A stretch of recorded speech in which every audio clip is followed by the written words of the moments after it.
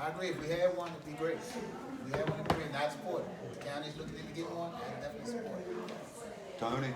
For years, we've talked about it when I was on the fire department, and it hasn't happened yet. Yeah, I think a lot of it boils down to a funding issue. I didn't mean to see that. Please go ahead. Either one. I would. When I was in Petersburg, we worked with fire marshals frequently when they would come down to the magistrate's office and get in their specialized codes. And so I think it's helpful to have a countywide fire marshal who can really focus on that, know the specialized codes, and be able to then help present it to the magistrates who don't see it often, and then also just have that specialized knowledge. So I would support that. I've been a fire marshal myself. When I worked for Farmville Police Department, I was also sworn in part-time as a fire marshal. And like I said a minute ago, before I so rudely interrupted Ms. Waters, it's going to come down to funding. But a part-time position, one of the volunteers is squared away and can get on some kind of either county or town funding to do that is an excellent funding solution that we may be able to all work jointly to solve. It takes extensive training and it takes a very different mindset because it's firefighting and police work glued together. And it is something that is rare to find those two. There's such exhaustive banks of knowledge on the two sides, and to merge them together into a very unique criminal situation with regard to the investigation side of it is difficult to find. But if we have that, we definitely could be utilizing it, and it could be done. Certainly, that's not going to replace calling in the state police, but they could work alongside them, and they could handle some of the smaller stuff. And I think it's an excellent idea, and I'd love to support it. I have a question. I don't know who answers it. I really don't. I mean, so whoever knows. But he talked about two murder cases that they hadn't been tried, or they were tried. Haven't been charged. They haven't been charged. Is there a reason why they haven't been charged? They were more than 7 years ago, I believe. The Pickett Court one was more than 7 years ago. That's the extent of my knowledge. Well, was it the past 2 years? No. There's one at Pickett Court that was probably 2010, 2011. I was working here when it happened. That's absolutely one that I'd like to get into the case file and look into and see what's there. Then there was one that probably goes about 20 years ago. I'm not certain on the time. Guy got murdered right out in front of the officers club at Fort Pickett. It's never been charged. So there may be more. I don't know. I don't know what's in the case file. Okay. I thought you were saying something in the past 2 years. I missed something.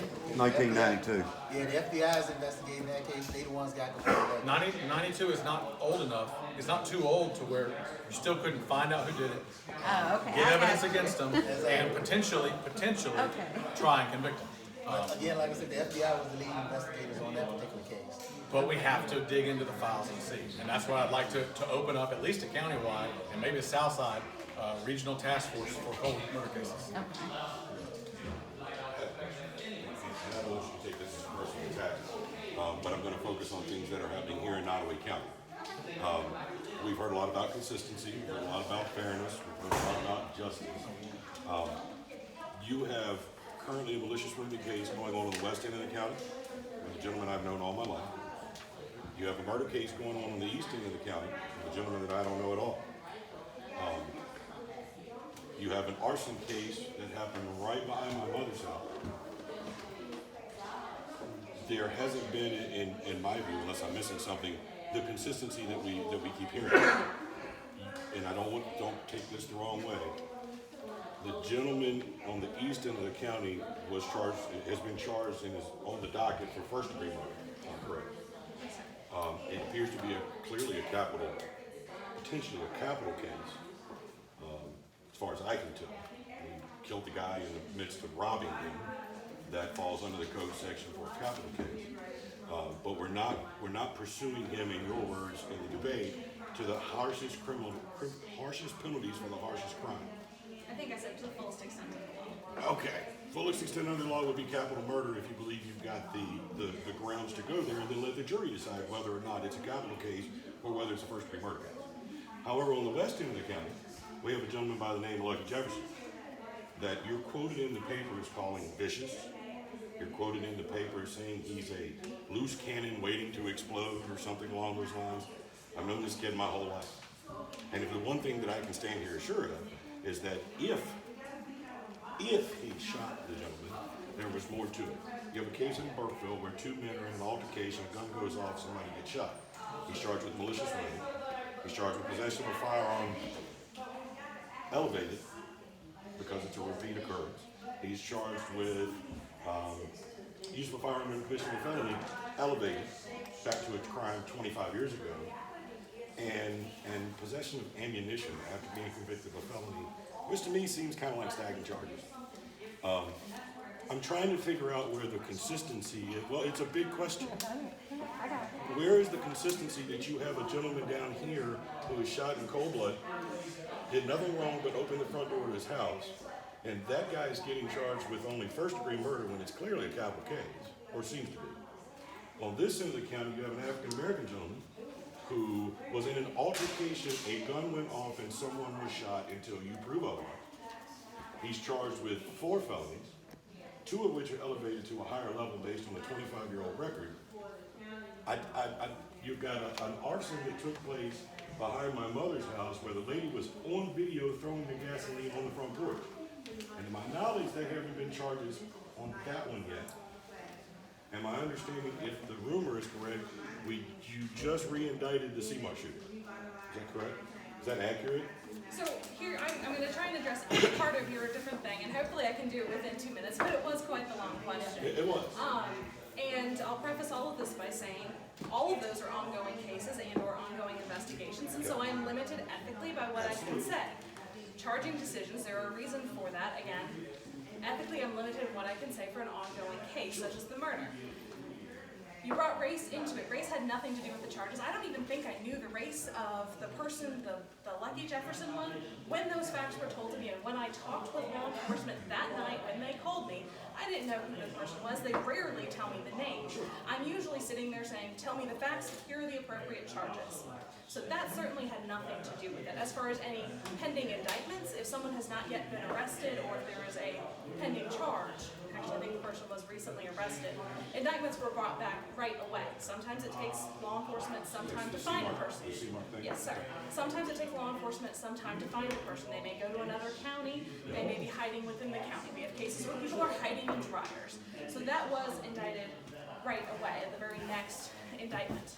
Consistency is looking at the facts of every single case and taking them into account. Consistency is looking at what's the motivation here, what's the outcome, what are the victims' inputs. There's a lot that goes into it, and I look at all of those facts. That's why I'm at the office until 10, 11, 12 o'clock at night many nights. And I'm not at all trying to say that you're racist, but sociologically there's a bias that we're sometimes not even aware that we have. You've touted the fact that you took the check boxes off of your forms. That's awesome. But deed and word, for me, I'm in a different situation. My son-in-law is black. My grandchildren are mixed race. It concerns me sometimes that things don't always get played out the way that they should. I mean, the lady set fire to a house. Well, and I will, She's not in jail. There is an ongoing investigation, but I will tell you, from rumors I have heard, there is significant misinformation around there. I was standing there. It was right behind my mother's house. I watched you around. I was there 2 minutes after the fire truck hit. So there's a kid standing out front with a video watching the house burn. I get it. And I know that it's hard for you in your position because you have to work within the information that's brought to you. I will tell you, based off of things you said, there are things that you said that I have not been told. If they are in fact accurate, they have not been brought to me. Gotcha. In response, and I can't address the particular matters of her cases because I'm not involved in it at all. But we did, our guys did catch the suspect that was wanted on the malicious wounding indictment that you just mentioned from the CMARC charge. We had an investigation ongoing that I'm not going to discuss the details of this weekend. I spent all of Friday and a significant portion of Saturday. And I spent all this morning at MCV following up on that case. And as a tangential part of that investigation, the suspect from the CMARC shooting was arrested by Lunenburg Sheriff's Office. It was all real. Were the original charges in the CMARC shooting not crossed or something, and then you just came back and re-indicted?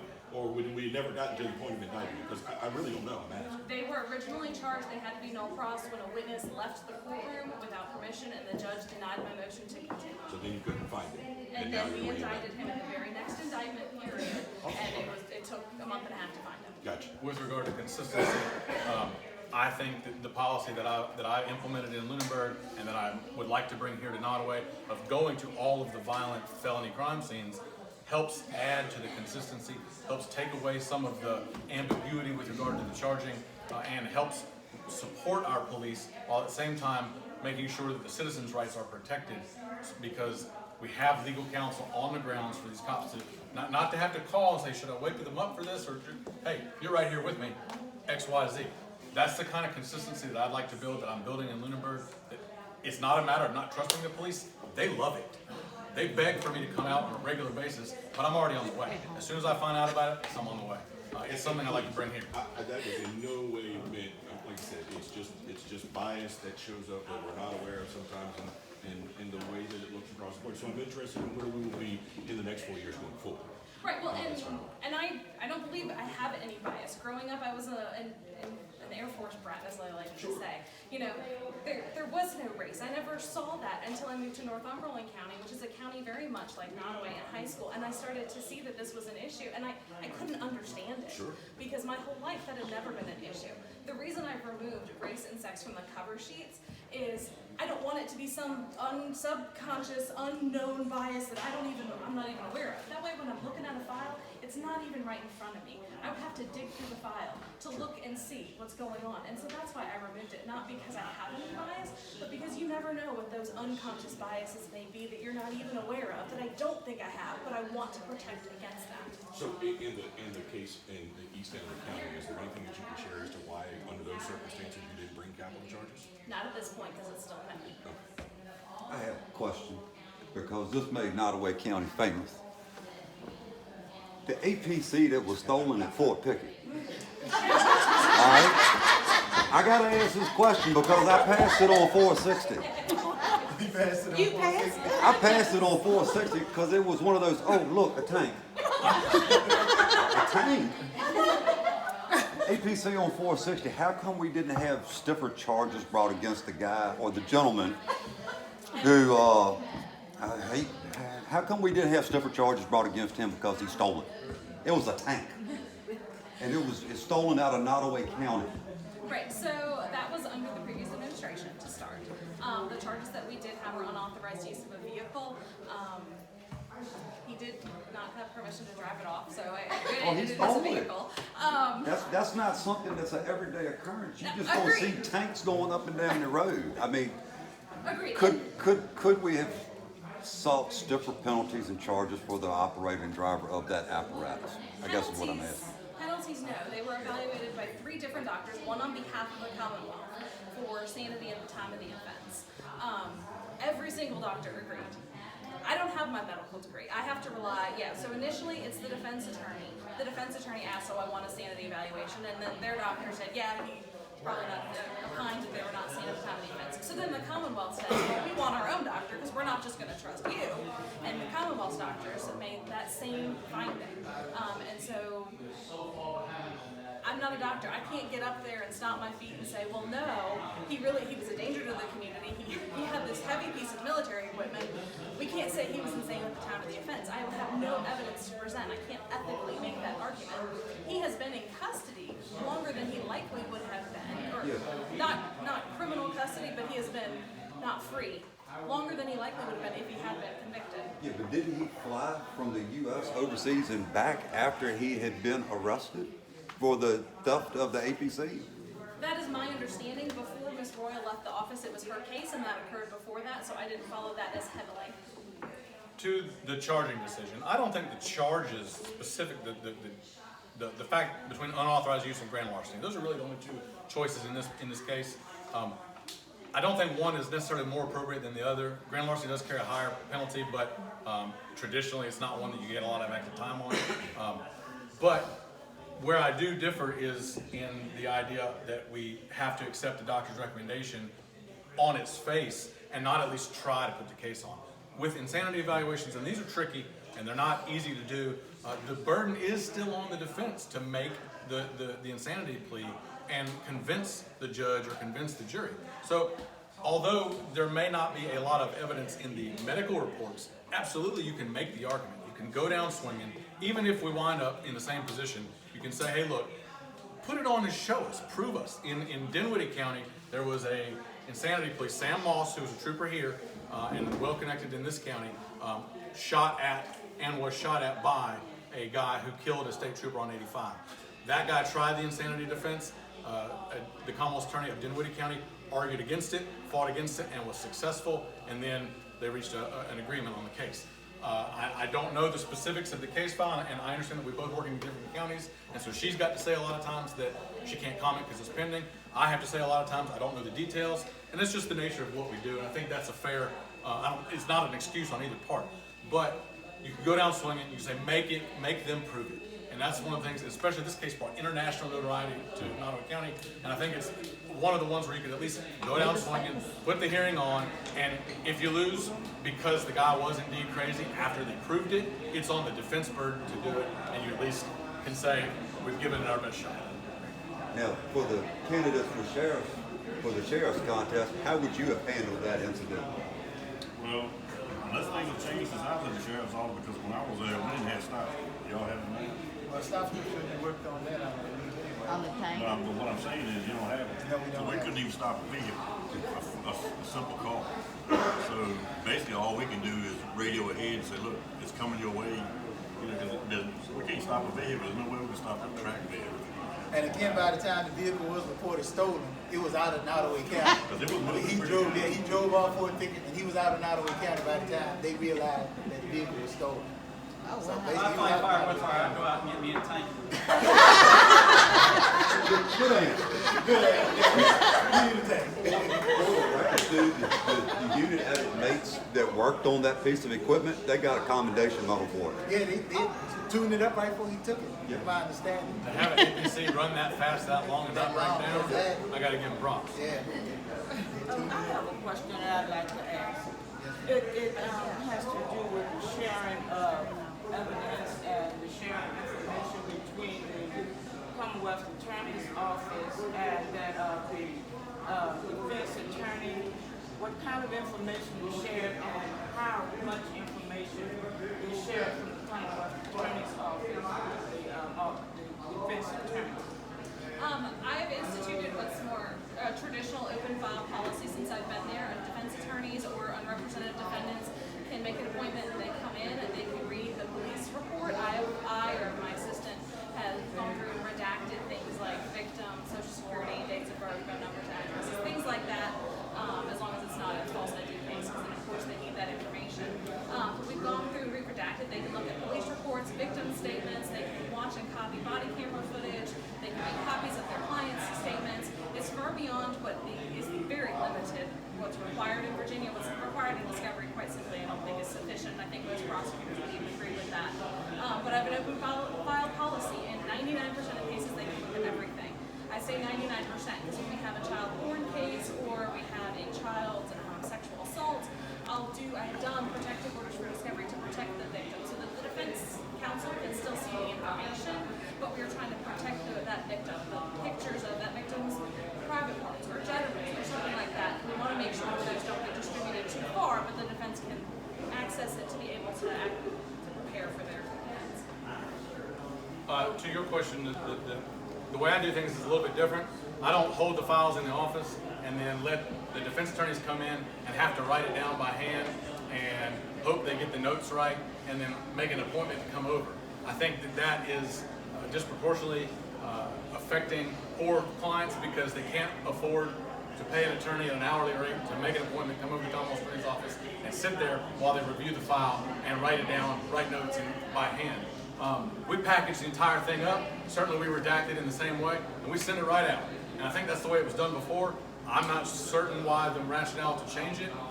It doesn't take a whole lot of manpower to do that, and it's what we do. I'm not going to hide my cards and hope that the defense attorney can spot it. I'm going to give them everything up front, give them the DVDs, give them the paper, give them the police reports. If I got a line to a social security number, that's not a big deal. And it's one of those things where I'm not going to have trial by ambush, where I hope that they get it right, hope that they spot it. I'm going to give it all to them, and it's going to be very clear that our evidence is sufficient to go to trial. What that also is going to do is it's going to pare down the issues. The defense attorney isn't waiting until the moment of trial to hear all of the details or hope that they had the opportunity to write them down correctly in the brief limited time that they were in the office. They can have the files at their house, at their office, review them with their client at the jail and show them, hey look, this is what they've got. Do you see anything different? Do you see anything wrong? And by doing that, by giving it all to them up front, if there's a budget issue, we'll find the money to give them a little bit of paper, or we'll email it to them. But I don't think that we need to be holding that kind of stuff back. I do agree, I absolutely agree that what is required by law is nowhere near sufficient. But I go well beyond that, and because I think that that's consistent, and that's fair, and that's, hey, look, I'm not going to hide the cards from you. If I've got you on trial, here's the police reports, here's the videos, here's everything. I'll send it to you, and then you can mull over it, you can figure out your defense, and then we'll spot the issues. We'll say, hey, look, this piece of evidence we think can be suppressed, and I'll say, well, I think it can come in, and then we'll argue about those issues at trial. But that's the way that we do things, and that's what I will still do here in Ottawa. And what a defense attorney can read his own handwriting anyway. Well, and I can explain why it changed in the office. Quite frankly, it was a use of resources issue. We have a significantly higher caseload. We have a caseload for 4 attorneys. The court case numbers back it up. We have a significantly higher caseload here in Ottawa County. We used to give it all over. The problem is all the defense attorneys had to do was send a letter requesting discovery. And then the onus was on my office, myself, my assistant, Rita, to do everything and get it all together. We get body camera footage from most of the law enforcement agencies here in the county. Some of them come on DVD, some of them come through a link. So I would have to upload the DVD and download the DVD onto a new one. That takes about an hour. Yes, you're doing other things at the time. It became an issue of getting the information to the defense attorneys in a timely fashion, quite frankly, because we have so many cases. This was the best way for them to have access to it. Just by making an appointment, they have access to all the same information, and they can do it on their schedule. I don't think it's an issue. I don't think it is limiting their ability to do their job, and I'm still giving far more than is required. And this is a policy that many Commonwealth attorneys' offices use around the state. I have a quick question, and you can go down the road. We have a huge income disparity problem in our community. We have lack of housing for the lower income, and we have a large low-income population in our county. How are you all, with the cards stacked against you, going to combat that? Because I don't see that going away. Lonnie? Now, what are you talking about as far as? How are you going to fight the drug issues and all the things that are going on? As far as working the drugs, you do it the same way, regardless of whether you're in a high floor or it's the same way. You got to send confidential informants, or you got to set out and do stakeouts. But if you don't have resources to do that because of... The problem now is, from what I'm understanding, I've talked to some people in the state police, is that the task force currently is not really being used in this county, sporadically. That is a position when you're sworn in with the state police. You go to Richmond, you're sworn in at the state police headquarters. It is the understanding that's going to be your job. Now, if you have to fill in once in a while, which I had to fill in when Robert got there, that's understandable. That is a full-time position. You cannot effectively do the drugs like they're trying to get them to do now by doing it on their time off. You can't do that. So the caseload for drugs has been dropping since the time that we wanted several years ago to now. And I'm understanding that if it doesn't pick up, the state police very well may just pull out and say, we're not worried about all of it. So what you need is an officer from each department, Crewe, Blackstone, and Ottawa, actively on the task force. That is what they do. You got to cover the road a day or two, then you have to do it. But that is a full-time position. That is the only way to be effective. And I don't know what's going on now, but I remember when I was on the task force, we made copies of the CDs for the Commonwealth Attorney's Office. Well, they would come and watch it like an hour a day. As to poverty and prosecution, and I'll touch first on drugs and then go into poverty and prosecution. I've been barking up Mayor Eanes and Chief Dixon's hind end for a number of months now as a concerned citizen who lives in the town of Crewe and as a subject matter expert with regard to working on that task force, trying to get them to put somebody back on it. It's a funding issue in Crewe, but it's one of those things that it can't be relinquished because it's so important to the health of the county across the board. And I'd love to see them put somebody back on it. I've been badgering them for months now, trying to get them to put back on it. And I'd love to see it implemented and even spread. Join another county, bring in additional people. If we can get the people, I spoke at the debate that detectives are where we need patrol covered, absolutely. But detectives are where we can make long-term gains with crime. And the Commonwealth Attorney's Office, in supporting of those detectives, when I was a detective, they said the #1 relationship that you can have as a detective is with the Commonwealth Attorney's Office. That has to be built back up, and we have to utilize those. With regard to poverty and prosecution, in my opinion, it shouldn't matter. We should be consistent across the board. It doesn't matter if the person has money or doesn't have money. It doesn't matter where they come from. It doesn't matter what neighborhood they live in. We're going to apply the same standards. We're going to apply the same resources. We're going to apply the same give a damn, for lack of a better word, to every single case, so that at the end of the day we get a consistent result, which is a fair result, and that's a just result. All right, at the end of the day, we do want a consistent result, like you just said. Basically, the task force member, it's supposedly, right, it's supposed to be a full-time position, but unfortunately, we just can't do that all the time. We got guys out getting hurt, just like Mr. Morgan said, when I got hurt, I was out for that 5 months. I had to pull him, put him on the road. That's just how it works, unfortunately. We're gonna continue to strive to do the best we can with what we have. And again, poverty, that shouldn't come into play as far as the crimes and stuff once they happen, but it does. And we're gonna work to do the best we can to get the charges to them. And poverty or income level, I think, has no place in the actual prosecution of a case. I do think you need to look at it in the sentencing. If you have a sentence that says someone who makes $100,000 a year will go take this class, and that class costs them $500, if you tell the same person who makes $20,000 a year to go take that $500 class, that's not fair. You're not giving them that same chance. So I think you have to look at that. I also think you take them into account with restitution orders. I want my victims to get their restitution, but if I tell someone who makes $20,000 a year, you need to pay $250 a month in restitution, or I'm sending you to jail, we're effectively sending that person to jail for being poor, and that's not right, and I don't believe in that. So as far as how you prosecute cases, it doesn't have any place. As far as how you sentence and structure sentencings, I think you have to understand it to take it into account to be fair and be just. I want to briefly address one thing that my opponent has said multiple times, which is about the communication issue. Ask Lieutenant Jones, ask Sergeant Meek, ask almost any police officer out there. They can get in touch with me. They do talk to me. There's not a communication issue with me. There may have been one before I took office with the former Commonwealth attorney for whatever reason, but officers, if they couldn't get a hold of her, would call me all the time. There is not a communication problem there. Poverty level has nothing to do with anything. I'll make this quick because I know she's waiting. 5 minutes. She's probably been on 10 minutes ago. Well, this will be the last answer. So the issue with getting people on the task force and they're out there working, it should be a full-time job. If Jones goes out and he has to take his place, I think that's why we need more officers, so that wouldn't be the problem. So if we get more officers out there, then we won't have that issue. You won't have to pull that other officer off that task force and go out here and enforce it like we should. Thank you all so much. Thank you, Thank you all.